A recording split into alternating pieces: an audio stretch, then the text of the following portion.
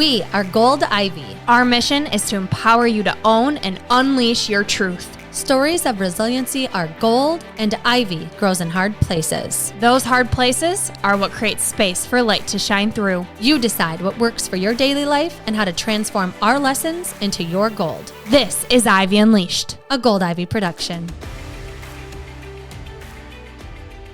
Welcome back to the Ivy Unleashed podcast. Today we have a treat. We've got a badass, tatted mom, businesswoman, athlete, you name it. We've got Michelle Berman-Mikel in the house. Welcome to Ivy Unleashed. Oh my gosh. Well, what an introduction. I feel like, whoa, how do I say thank you for that one? But yes, thanks for having me. I'm very excited to be here. Of course. Well, you are a badass. I mean, Brooke and I, we met you at Renee Rodriguez's event where most people were like in mortgage and real estate, and it didn't matter though. Like we all cried and broke down and had to do things that really challenged us, and to stand in front of people anywhere is a vulnerable thing to do.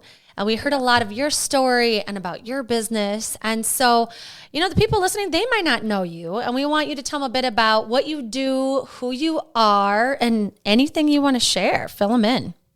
Yeah, well, first of all, just thank you, ladies. I love spending time with you guys. I think the vulnerability of something like Amplify is so powerful. And you realize that we really are all very similar in life, not just in personal life, but in business, right? We're all going through very similar struggles and needing each other to create strategies for how we operate. So I just adore both of you. But for those of you guys who don't know me, my name is Michelle Berman-Mikel, and my superpower is teaching people how to use leverage.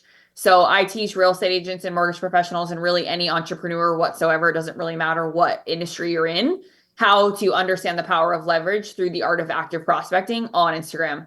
So it is a very unique take on the world of how we use social media. I think a lot of times people are using it as a passive prospecting tool, meaning they're just posting and waiting, and they're kind of unsure why it's not working.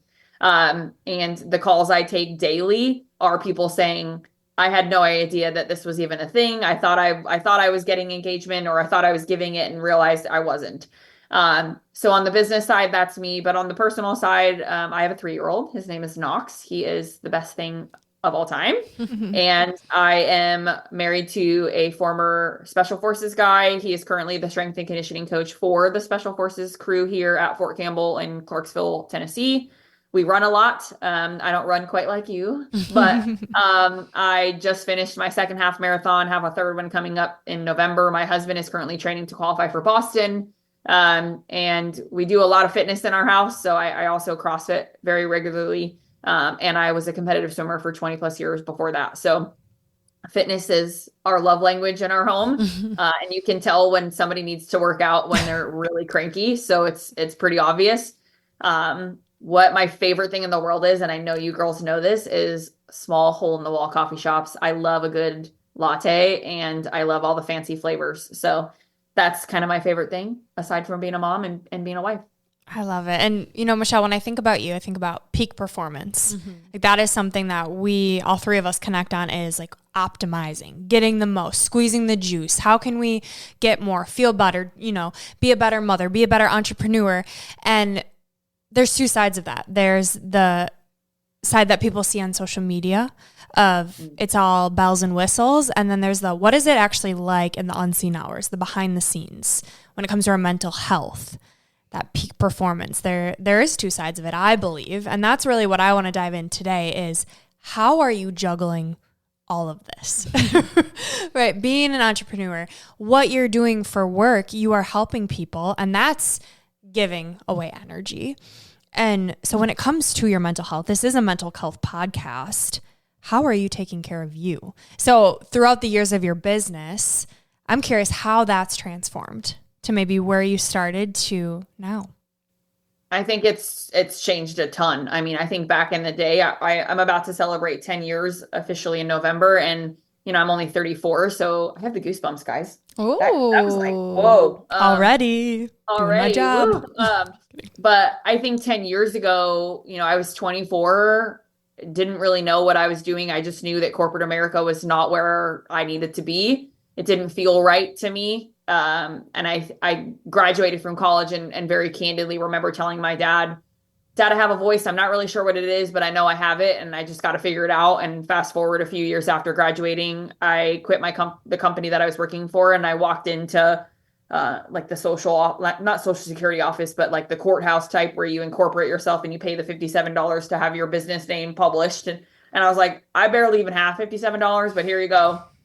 And I just made that commitment to myself. And I think right in that very moment, the biggest takeaway for me then moving into today, or fast forward, if you were to think about this thought and then fast forward, was there is no backdoor, there is no second option, there's no plan B, there's no like, hey, if this doesn't work out, I'll just, put my resume back on LinkedIn and call it good. Now, and I don't think that being an employee is a bad thing in any way. I just knew for me that it wasn't the right role for me, but that was a very big, very scary decision at 24 years old.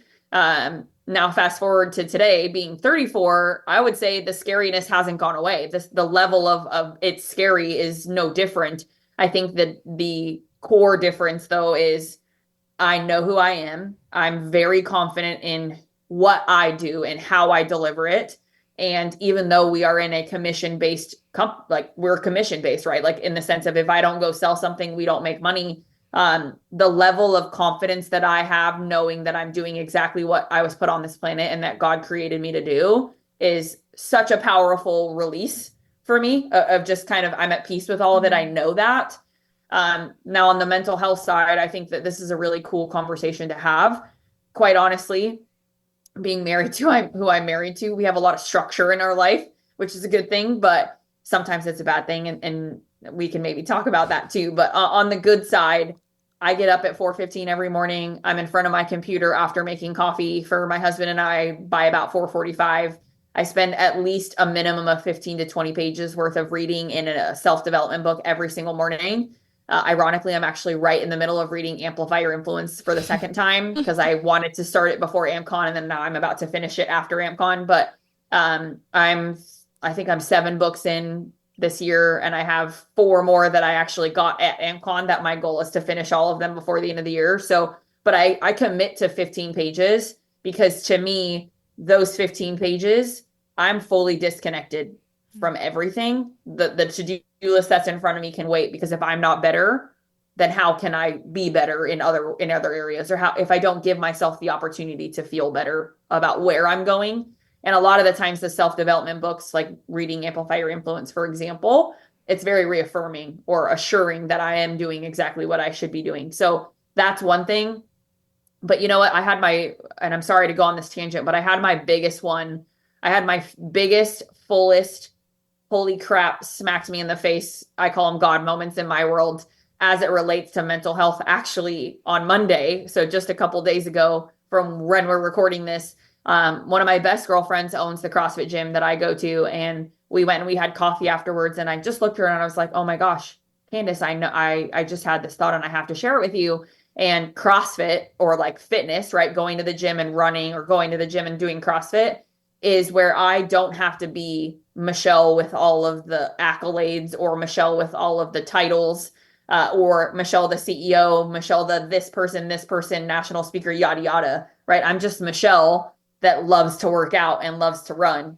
And that is so freeing for me, because the weight of being all of those things is a lot. And so I think understanding that you have to have a place, like for me, CrossFit, or me going for a 5-mile run, to be able to have that full disconnect from, I don't have to have this badge on me that says Michelle Berman, the CEO, or the titles that come with it. And you guys are business owners, the weight of it is a lot. And sometimes it's hard. I don't know how else to describe it or what other word to use, but it's just hard. Mm-hmm. Yeah. And when we think of you, like Brooke said, peak performer, I mean, what you just described is going 100 miles an hour from 4:15. Even when you're taking care of your mental health, you're still going, you're learning, you're working out.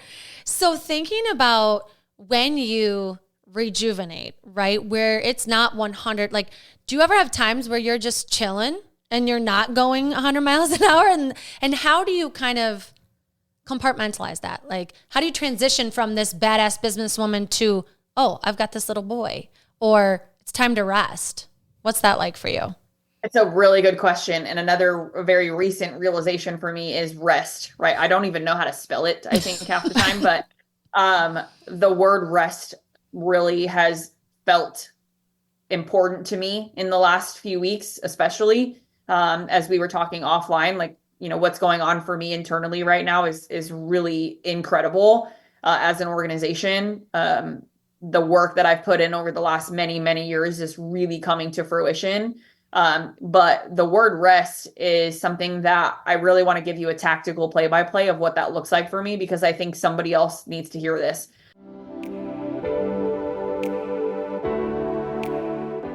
Today's episode is sponsored by BetterHelp.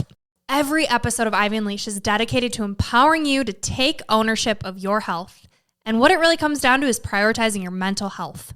We've both seen the beauty and growth that therapy can bring and are thrilled to partner with BetterHelp to allow you the opportunity to feel heard and seen by a professional. The National Alliance on Mental Health reports that 155 million people live in a designated mental health professional shortage area, and BetterHelp is working to close that gap. I've personally used BetterHelp and loved it because it was all online, making it super convenient. The biggest piece for me was how affordable it is. I was able to choose the therapist that met my needs. I came in with wanting to work on childhood trauma and anxiety, and it was unbelievable to see how many options I had with all the different backgrounds of therapists. With BetterHelp, you have access to a network of over 30,000 licensed and experienced therapists. Therapy is all about deepening your self-awareness. And sometimes we can't see our own patterns and behaviors until we talk them out and get an unbiased perspective. It's really nice to have someone who doesn't know you and has the professional background to help you thrive in your daily life. It has made the world of a difference with every relationship in my life, including the one with myself. To get started, all you have to do is fill out a brief questionnaire about your needs and preferences and choose your therapist out of the options they give you. You can talk to your therapist however you feel comfortable, whether it's via text, chat, phone, or video call. Also, you can switch therapists at no additional charge until you find the right fit for you. The best investment you can make is in yourself. Get 10% off your first month at betterhelp.com/goldivy. That's betterhelp.com/goldivy. Take the first step to inner peace and freedom today. Dre, tell the people as fast as you can why Move with Gold Ivy is the last mind-body fitness program they'll ever have to buy, and how women are finally getting the transformation they're looking for. I love a challenge. Let's go. 2 big things. 1, Move provides a fun atmosphere to work out in that actually gets you excited to show up and follow through with your goals. Not only is there an element of fun, but we've carefully curated a program that makes it as easy as possible for women to take care of themselves. And 2, a Move membership addresses every aspect of your health, mind and body. Our Move members are getting the physical transformation they've been hoping for and feeling like they've finally found the group that motivates them on a daily basis. What did I miss? As a Move member, you receive a weekly workout plan, weekly live or Zoom workouts, an on-demand workout library, transformational quarterly reset challenges, monthly coaching calls, monthly masterminds with health experts, and a private group of motivated members for support and accountability. It's ready for you when you're ready to boost your metabolism, confidence, and feel your absolute best. Join Move or learn more by clicking the link in the show notes, clicking the link in our bio on Instagram, Facebook, or TikTok, or by messaging us on any social channel at Gold Ivy Health Co. It's your time. Move for your health, move for your confidence, move for your mental clarity, move with Gold Ivy.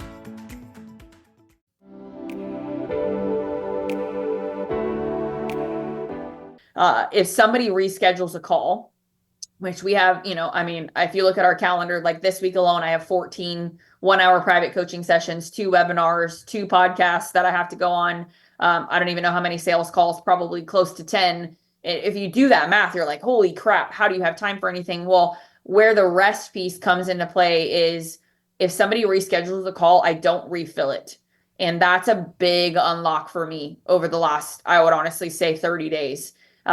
Because it happens all the time. People have to reschedule, things happen, kids sick, this happens. I got a meeting I got pulled into, especially when you're dealing with, owners of real estate companies that have, 600 offices, like their calendars get messed up. And the reality is I'm probably a pretty small on their totem pole. And even just things like going and having coffee with a girlfriend, like those things sometimes get rescheduled because of other things. So what I have committed to is when that happens, I'm not refilling it. So, for example, tomorrow I have 2 1-hour calls scheduled in the afternoon. My dad flies in to come into town for my son's third birthday party on over the weekend, and I had 2 calls. So I told my dad, I was like, Dad, you literally have to like beeline off the airplane because I need to get home to get on these calls. And my dad is 70, mind you, so like beeline is very relative, but when it's funny because when I put that into existence or like spoke it in a text message to my dad, literally 20 minutes later, one of the 2 calls rescheduled and asked to move it to Friday. And I'm not available Friday because of my son's birthday party. So I'm actually taking Friday off. And I was like, we got to reschedule it. We got to move it, but I'm not going to go to the list of all of the other people that are on my to-do list or my hit parade, if you will, quote unquote, of like, hey, I want to talk to this person, or hey, I need to send this person a message. I'm just going to leave it be. And leaving it be, I believe that those are little moments that God is saying like, hey, you're good. Mm-hmm. You're doing exactly what you need to be doing, but I'm giving you rest. And so not refilling them is, I hope every single person that listens to this, including the 2 of you girls, like take that as a sign to rest and honor it. Mm-hmm. I like that. I think it's a boundary, right? If that is your hard no of I'm not filling that space, whether that for someone listening is I have a hard boundary of 6:00 hits and I'm done, or the weekend, like that's something I'm playing with right now as I'm defining and finding that R word we don't really know how to spell either, is what does that have to be for me? And listening to that, because that's tough, right? There is a million things you could be doing to fill that time. What are some other boundaries you've had to set when it comes to being a mom and, you know, getting up early, yes, but also the tail end of it of when your day ends?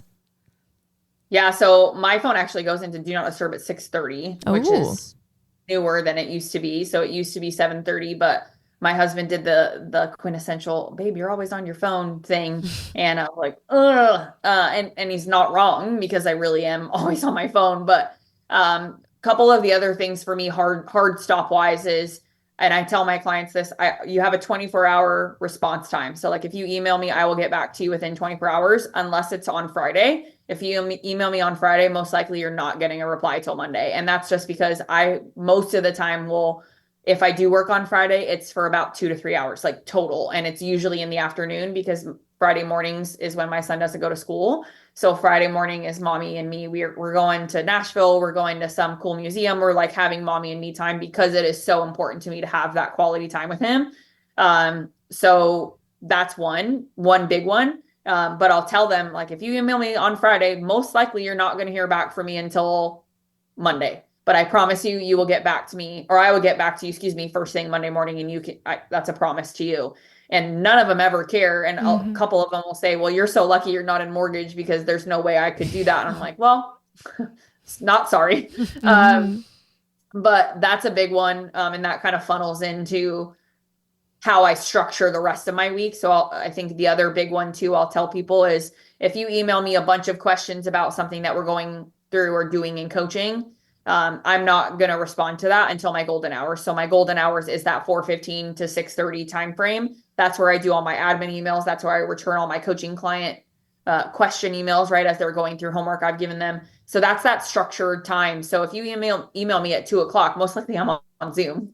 So you're not going to get a response. So I think where I'm going with all of this is you have to speak your calendar or speak your schedule into existence with them or to someone with confidence, because then they'll be like, I totally respect your boundary, as opposed to this is how I want it to be. But if someone emails me, I'm like, oh, hold on, let me get back to it because it feels important. And I think we've all been in that phase of our career at some point where you really did have to do those things, right? Because that's how we came to be where we are now. But I think I don't want to say you earn the respect, because I don't think that that's a viable phrase in this case, or a relative phrase, but I think you do get to a place where how you deliver the message ends up creating the boundary sort of on its own.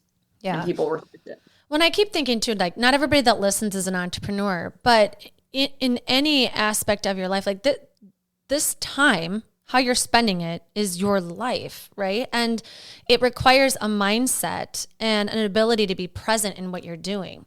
Like I can only imagine being in a Zoom call with you or a coaching call. I bet you execute the shit out of that thing. Like I bet you have an agenda. You were getting to the point. You were on it. And I think that's probably part of like why you have the integrity and the confidence to say like, no, I will get back to you and it will be worth your time to wait until 4:15 to 6:30 or whatever.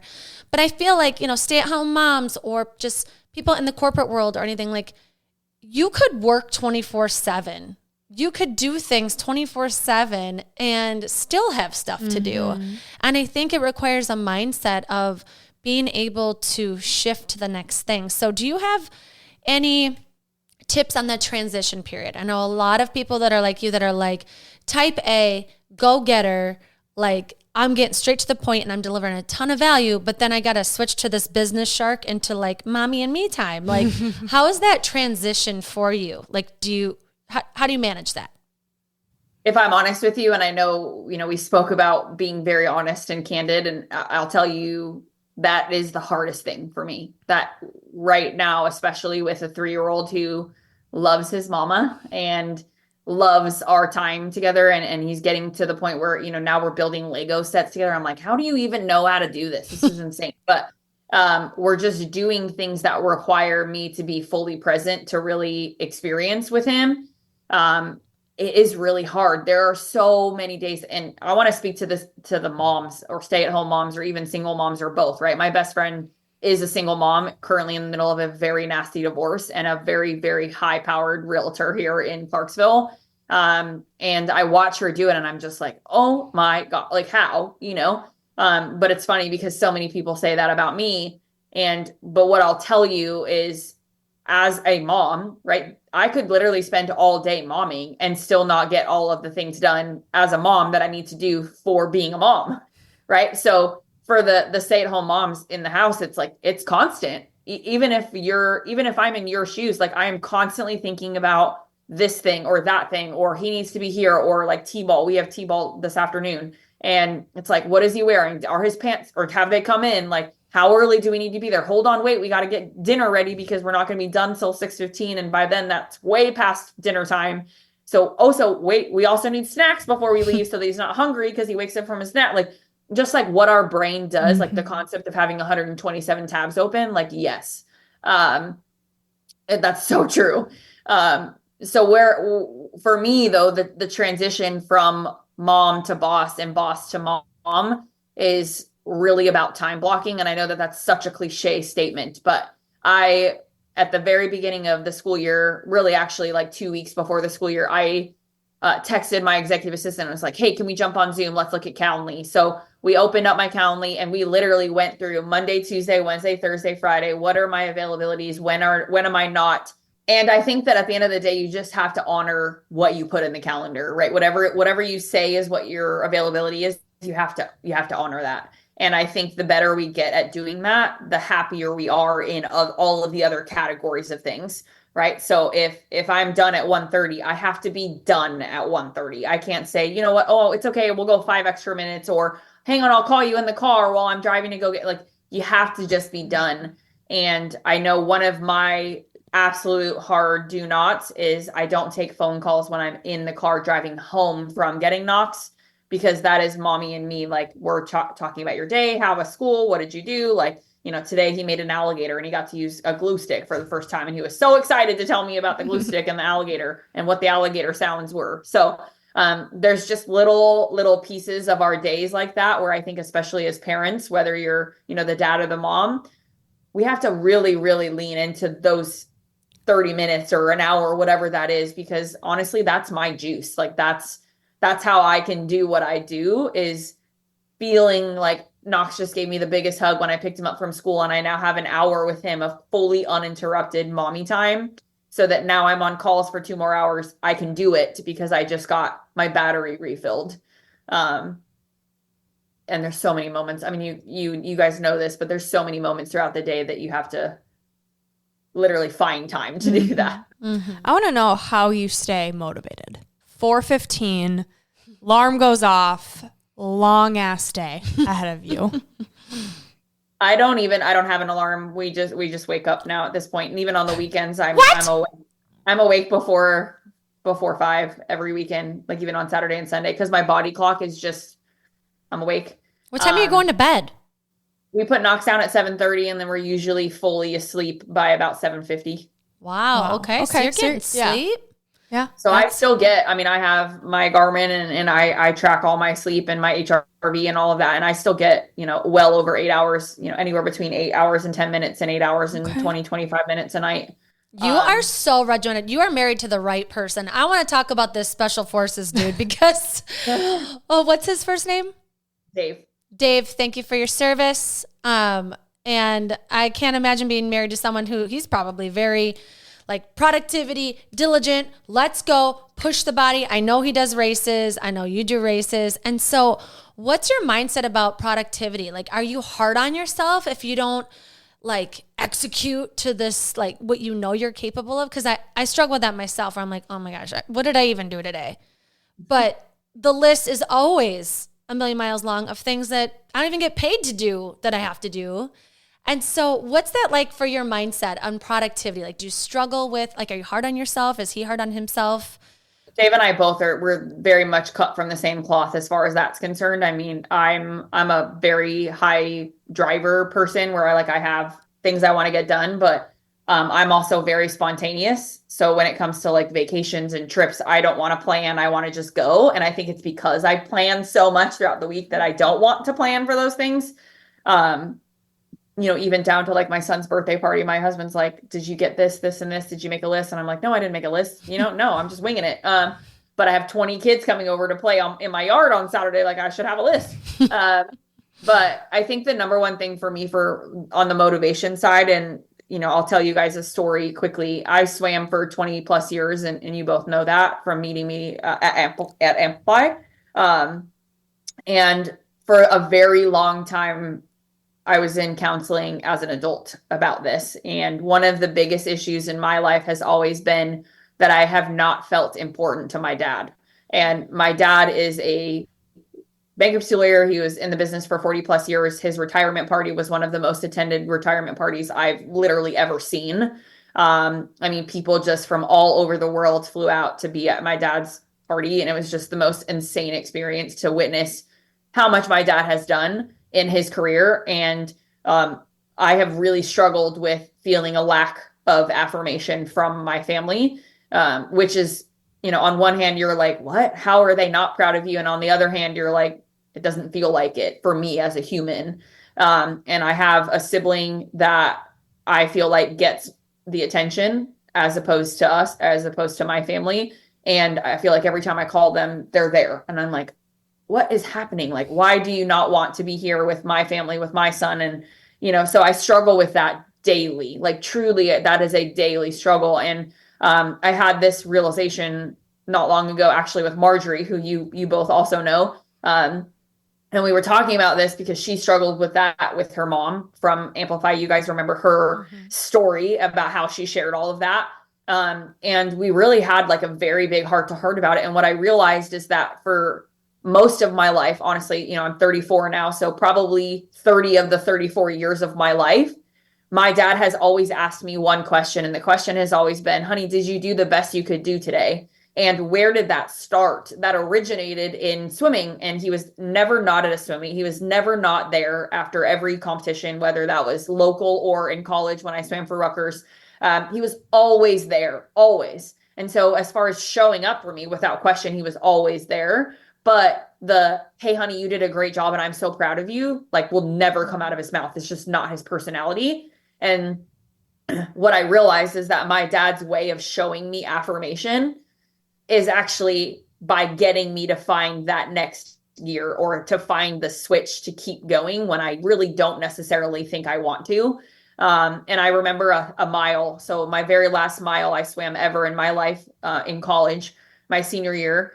it was really a sad day, right? I realized my career was coming to an end, and I knew I wasn't going to go pro because I wasn't quite good enough to do that. And I remember my dad sitting up in the stands, and it was very clear that my dad was fully prepared, ready to go to clock every mile, 100 split, like all the way through. Now, if you're not familiar with the sport of swimming, it's 66 laps in a short course pool. So it's 16 100s, 16 four lappers plus a 50 at the end of it. So my dad would backtrack and reverse engineer my 1600s all the way down. So he pretty much knew exactly what my time would be by the end of it before I even finished. And like, my dad's just incredible in that way. But I remember him telling me after I got out of the pool, when I ran up to give him a hug afterwards, and my mom was there too. He was like, honey, I knew you weren't going to break 17 minutes, but I will say, like, you were real consistent. And are you happy with that? Do you feel good about it? And I was like, I mean, I didn't know how to answer him, right? Because he's asking me if I'm happy about it. And I'm like, well, I had this goal of breaking 17 minutes. I still PR'd, right? I still had a personal record, but I was just shy of breaking the 17-minute mark, which is like breaking 2 hours and a half marathon, right? It's like that number where you're like, but I remember him then asking me the same question. When I responded to him, he's like, well, did you do the best that you could do today?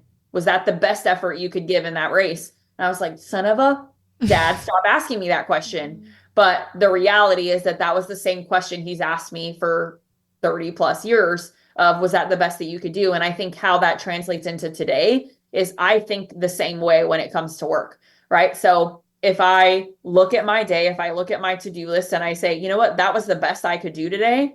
I gave every ounce of effort in each of those calls. I was the best version of myself on those coaching calls. I showed up as my true authentic self on a podcast with two amazing ladies like you guys. Like, I was a good mom. I got my workout in. I didn't make an excuse not to do that. Like, if I can go to bed at the end of every night and genuinely, truly say that I did that, to me, that's a good day. Now, do I go to bed that way every single day? Nope.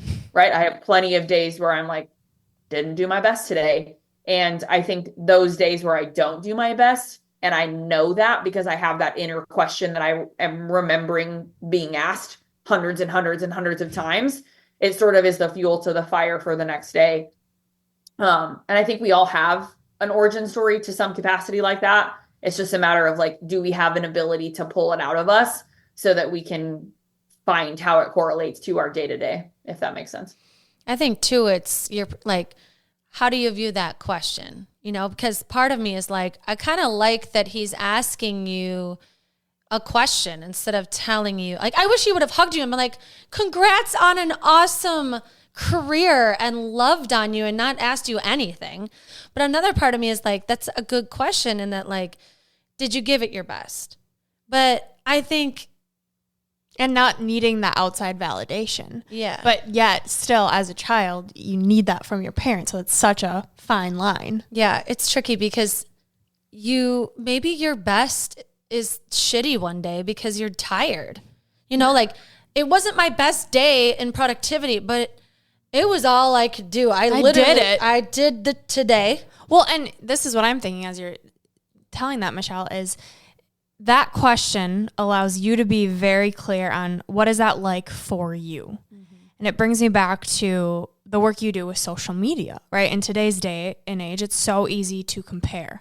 Oh, this person is up at 4:15. Well, shit, I can't get my butt out of bed. You know, that comparison game.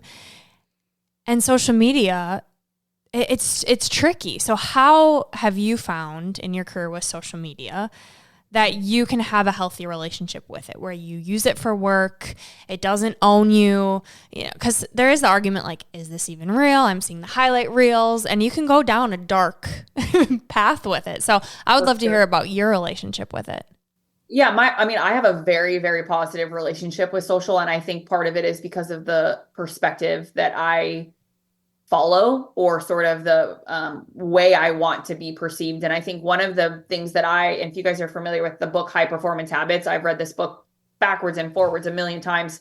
One of my favorite books ever. But one of the things that I remember when I was reading it was, I'm all of these things. Like, I'm reading all of these 6 things, and I'm like, I am all of these things. Now, I might not be like perfect in all of them, because what's that mean? But I know I'm executing on all of these things. So when it transitions to, you know, when I look at social, and when I look at my content, and I look at someone else in the same space and I see what their content looks like, or even you girls, like looking at your website, for example, that the imposter syndrome aspect of like, well, there's this so pretty, their branding is so pretty, it's so this, it's so that. That's very easy to do. It's very easy to fall into that wormhole. But for me, I have really two big things that I want people, really, I guess three, that I really want people to feel when they consume my content. And that contributes to how I show up. Number one, first and foremost, is I want people to know that I am wildly, stupidly passionate about teaching them how to leverage and actively prospect on Instagram. Like nobody's teaching that, because the things that people are teaching are the things that don't matter. And I really found my lane in this space, and I'm so proud of that. And I think being really, really passionate about that comes out in our content if we show up properly. So that's one thing. The second thing is authentic as all get out. Like I am going to be the first person to tell you I'm having a shitty ass day today and I'm still here. Right. And I think that shows up in my content too. I'm very honest about it. I'm very vulnerable about it. I had to let an employee go not long ago, and it was awful. Like I hated it. And it wasn't because she wasn't awesome. It wasn't because she wasn't showing up and doing exactly what I needed her to do. It was because the portion of the business that she was helping me run didn't need it. And it was it just was a numbers game, right? It was just literally math. But when you realized how hard of a decision that was for a business owner, you start to understand that it's a lot bigger of a burden than you as an employee might think or feel. And so I posted about it. Like obviously I didn't get direct about it and out of respect of the girl, but the reality is being a business owner is very heavy. There are many, many decisions that we have to make behind closed doors that nobody gets to deal with other than like our closest friends that get to see it. And I remember walking into the gym that morning that I knew I had to do it. And my best friend is like, what is happening to you? What is going on today? Like, because I was visibly carrying it. And to me, I was just going about my day, but she could feel that I was could see, that I was visibly carrying it. So being really authentic and saying when things are hard, saying when things are, great, I think is important. But my number one thing that I want people to feel is hope. Like I really want to make people feel so hopeful about this whole thing, because it's not about vanity metrics. It's not about how many followers you have. It's not about how many likes you are getting. It certainly isn't about how many video views you get, because guess what, guys? That is all purchasable. And 90% of the people that you are looking at thinking, hey, I want to be that person, they have bought them. And I came out of that world prior to launching my company in 2014. I was buying and selling Instagram accounts and flipping them like you would buy and sell real estate. So when I say I came from the world of understanding fake all of these things, it was literally my job to sniff it out in order to make sure that the product or the company that I was helping support had a successful experience with the money that they were giving me or entrusting me with to be able to create revenue for them. So even so much as, last week when I was at this conference, it's like you have some of these people that are blowing smoke up your butt. And how do I know that? Because I know how to look at their content and see it and actually sniff it out, right? And not everybody is going to have that ability, but there's certainly things you can look for. And maybe that's another episode, but there are things. And so as far as the comparison game, to get to your point and wrap up my thought here, it comes down to one main thing, which is how much money is in my bank account, right? Like, am I okay? Is my family okay? And am I waking up every morning to opportunity, whether that's in my DMs, whether that's in my Facebook Messenger, whether that's an email, and my 600 views, cool. You got 16,000. I got 600. That's still a lot of opportunity for me to create more business for myself. And so I'm not attached to the views. Yeah, cool. Sometimes it feels good when they pop off, because you're like, damn, that was awesome. And I know I'm not buying followers and I know I'm not buying all of these things. But the reality is, if I go through my emails, if I go through my text messages, if I go through my lead list of who's in my pipeline, like that's how I go to sleep at night. And I think you have to find that place on your own. I don't think someone can teach you how to find it. Yeah. I think of that too. Like, we've had, we'll have our average views are like somewhere between 500 to 1,000, and then some are way more than that and some are less or whatever. But if you actually think about 500 people sitting in a room and the type of reels that Brooke and I are creating are to uplift you, inspire you, help you be healthier with your mental health or your physical health. I'm like, that's 500 people we just touched and provided value to. Like, to think of 500 people sitting in a room. And so for me, like, how I detach from like comparison is like, that means a lot to me, that I have the ability to create that value. And I hope that it converts to people coming into our community that we pour our hearts and souls into. And it is. And so like, that's how I view it. And I think if you sit and compare, like, it can just. But I think not only business, right? For any woman listening, it's the lifestyle and what you're posting. And so to have those boundaries around social media, like I think about Jen Gottlieb, who's like, I don't scroll. You know, like those things where if you are sensitive to social media, to comparison, what do you need to put in your place so that you protect yourself? Oh, that's a great question. Like, I know obviously you don't struggle with that, but what would your advice be to like a business owner who's coaching with you? Yeah. People that are, I mean, let's be clear. I, without question, struggle with this. I just think that the type of human that I am and maybe have become is a better way of saying that. I have some pretty tough armor, and I think that that's from a multitude of things. But I mean, there are people who are getting speaking gigs that I'm like, what? How are you getting that? And why did I not get that? Or like, I know what you speak on because I've seen you speak in real life, and like, that's not what the world needs right now. That's not what this community needs. And so it frustrates the living crap out of me, honestly. And you know, I'll say something to someone of like, if you need a speaker, I'd love to, you know, be considered. And then I kind of get the brush off. It's almost like they already have who they want. So it happens all the time. I mean, all the time. And so to say that it's not there, it would be a lie, but I think I just have the armor on it. But as far as like the actual actions daily that I take, I focus really on my messages. Like, that's where I focus. And I focus on finding one new person every single day to send a message to that I don't already know.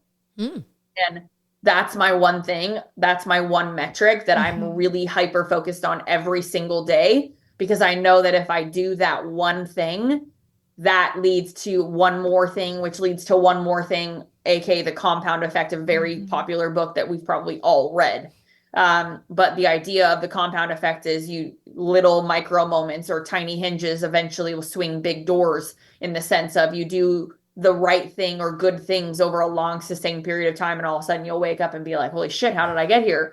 And that's the one thing, or the one person for me. And I've lived by that for like since I started Beyond the Method in 2019. One new relationship every single day, and I mean it. And you will wake up even just 365 days from now, from the day you start, and your business will look completely different.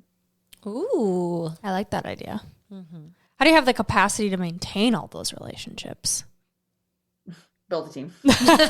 I'm like, because that's great, right? That initial message, but the follow-up, and then the follow-up, and then the follow-up. Yeah, I mean, you have to be, like, follow-up has to be your only game.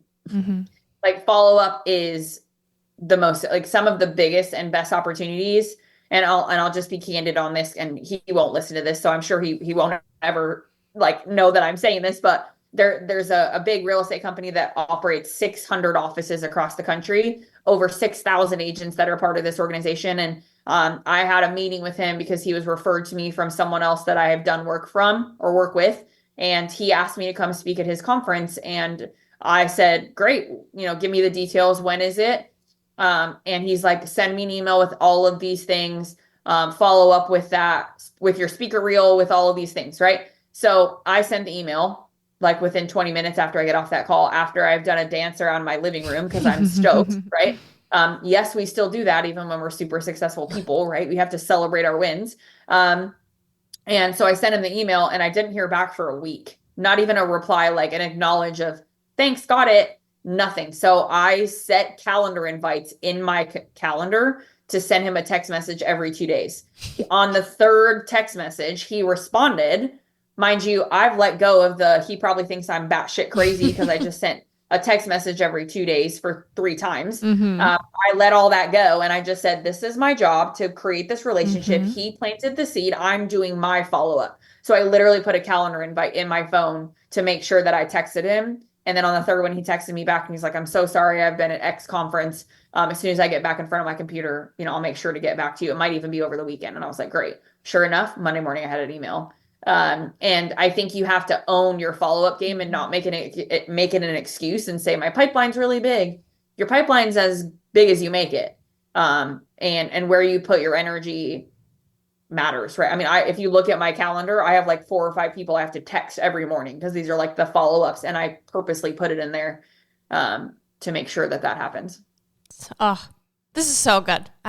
You're so full of so much wisdom. And I just keep thinking too of the people who aren't business owners that are getting so much value from this, right? They don't need to be even maybe looking for prospects to follow you. Like I would just to get inspired. And you mentioned hope earlier. And that's exactly what I feel when you speak is, yes, we can do this. Even if it just comes to taking care of yourself and making that a commitment to yourself. So thank you for the work you're doing and for being you. Yeah. Thank you. Yeah, I agree with Brooke too. And I think it's so much like, I keep thinking, on a broad scale, you have this big business and you have a lot going on, but you're really breaking it down to tiny little things that you're following through with. Like this is persistence. This is knowing what you want to do. This is showing up at full capacity that you can and not giving up. And so everything you're talking about that you stand for, especially with the hope, like I feel that in you. And so I just want you to know the authenticity, it is coming through. I know you already know that, but just to hear kind of what that looks like on a tangible level, like it's so wonderful. So if people want to follow you, they want more of you, or they want help with social media, they want to follow a mom entrepreneur, where can people follow you and find you? Berman Media Social is my Instagram. Honestly, if you just type in Michelle Berman-Mikel, it'll pop up too. But Berman Media Social, all one word. And I'm sure you ladies can put that in the show notes. But the best thing you could possibly do is just send me a DM and say you heard me here with Andrea and Brooke. And I love that because I love being able to say to you ladies, hey, this person messaged me. It's really affirming for the host of the show too, because what people don't realize is the thought that goes into who are we having on our shows and who are we talking to? What are we talking to them about? All of that. There's a lot of thought that goes into that for sure. Awesome. I love it. And we always end our show with 3 different segments. The first is 3 gold stars. So your 3 takeaways for our listeners. Oh man. Number 1 is like boundaries. What are your boundaries? And I think it's not just in your personal life. I think it's in your business life so that your personal life can be good, right? And I don't know if that's the right word, but the boundaries that you create, whether it's, on our calendar, what's available, what's not available, or our boundaries of, hey, I'm not taking a phone call on my drive home from picking up Knox from school so that him and I can talk and I can hear his cute little voice in the backseat. That I think is the first one. I think the second one for me is that there's been a lot of unlock as far as rest. I think rest is a big phrase that even as parents, if you're on the mom side and you maybe aren't working, like you need rest too, and you need to respect the time that you have or that is made for you to be able to have that time.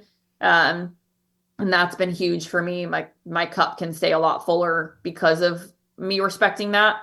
And then thirdly, I think it's just a matter of like the imposter syndrome aspect is never going to go away. Like no matter how successful we are, no matter how much money we're making or how, full our inbox is, like we're always going to feel to some capacity in this imposter syndrome aspect. I think it's a matter of how we navigate it that makes the biggest difference between where are you and where do you want to go, or where are you and where could you be if you have the ability to figure it out. And I think with that, it's a matter of who you spend your time with, because those people will influence how you manage the imposter syndrome aspect of it. Oh, I love that. Okay, that tees me up perfect for our next segment, Unleashing Ivy. Surprise questions, just some things we're curious about.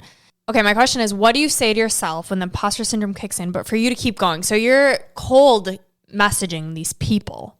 What does that look like? It's actually not a cold message if you use leverage. So that's my superpower, is teaching you how to use leverage. It should never come across as a cold message to the person receiving it. Okay, so give me an example.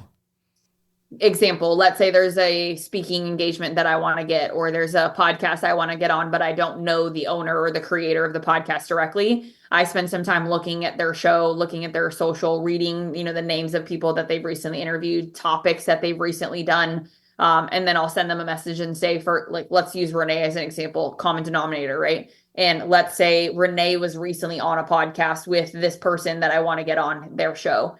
I'll message the person, hey, person's name. I just wanted to say, I love that you recently interviewed Renee. He's actually someone who I just have so much respect for. I've been to Amplify, I've been to AmpCon. I'm currently in his coaching program. He's been mentoring me for years or months. And also he's actually about to come on my podcast, period. Tab down to the next 2 sentences and say, I would really love the opportunity to jump on a call with you to see if there's some synergy between me and you, to see if I might also be a good fit for your show. And if it makes sense, we can chat about you coming on mine. Nice. Period. I love it. Okay. Leverage, baby. I love it. That's a good word.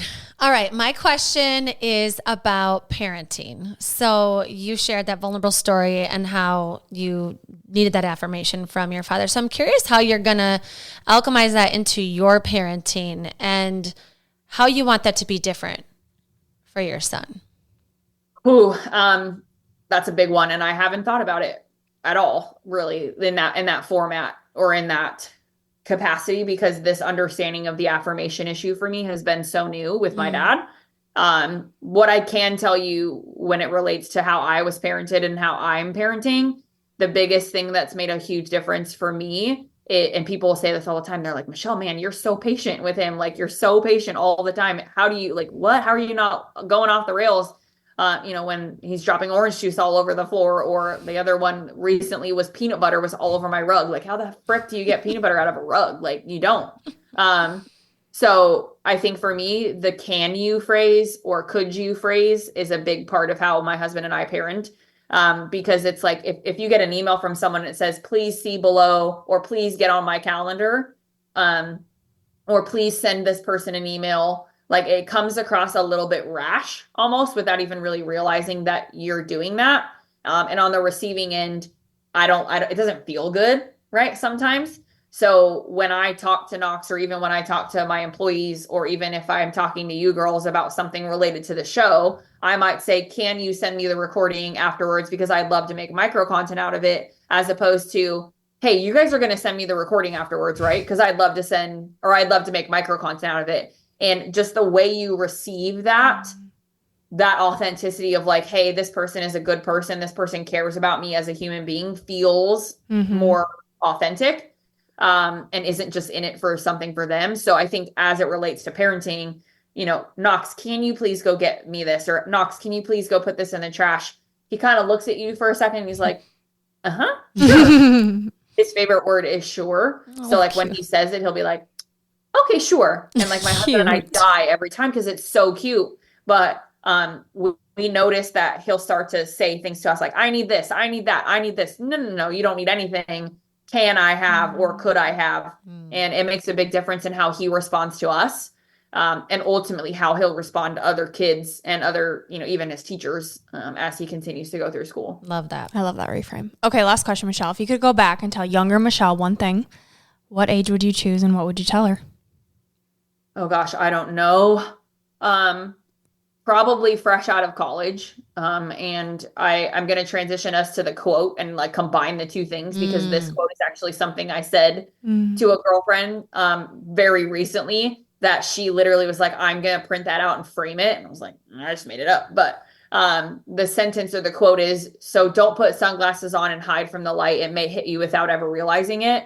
And I think that, and just one more time, right? Like, don't put your sunglasses on and hide from the light, because it may hit you without ever realizing it. And like, whatever it may hit you, like whatever that thing is, you won't be open to receiving it unless you accept that it might hurt your eyes a little bit to receive the information.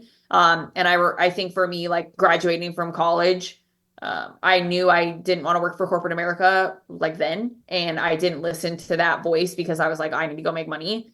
And so I went and made money and hated it. And I wish in that moment that I would have trusted my gut. And I think as I've gotten older, I've gotten really good at trusting my gut. Love it. Well, thank you so much, Michelle, for your time and sharing your wisdom. You are a badass business owner, and it's exciting to think about watching your personal life and business together because I know you show both sides. And so we appreciate you being here with us, sharing your insights. We can't wait to see and hear more from you. And we always wrap up with a piece of gold, but you already said it. So send us off one more time. Say your piece of gold. I love it. Thank you so much, ladies. But my piece of gold for all of you guys is, so don't put sunglasses on and hide from the light. It may hit you without ever realizing it. And I just pray that somebody makes you feel that way. If you're listening to this, like somebody makes you feel like you are on the path that you're supposed to be on. And hopefully it happens daily. This is Gold Ivy signing off. Listen to your truth and go chase your gold.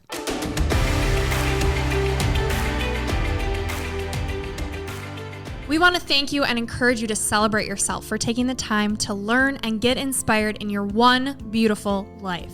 And if this podcast means something to you, it would mean so much to us if you'd be willing to take 30 seconds to help support our mission to keep bringing you inspiring stories and guests. First, following the podcast is important because it helps you never miss an episode. To do this, just go to the Ivy Unleashed podcast show page on Apple Podcasts, Spotify, or wherever you listen to podcasts.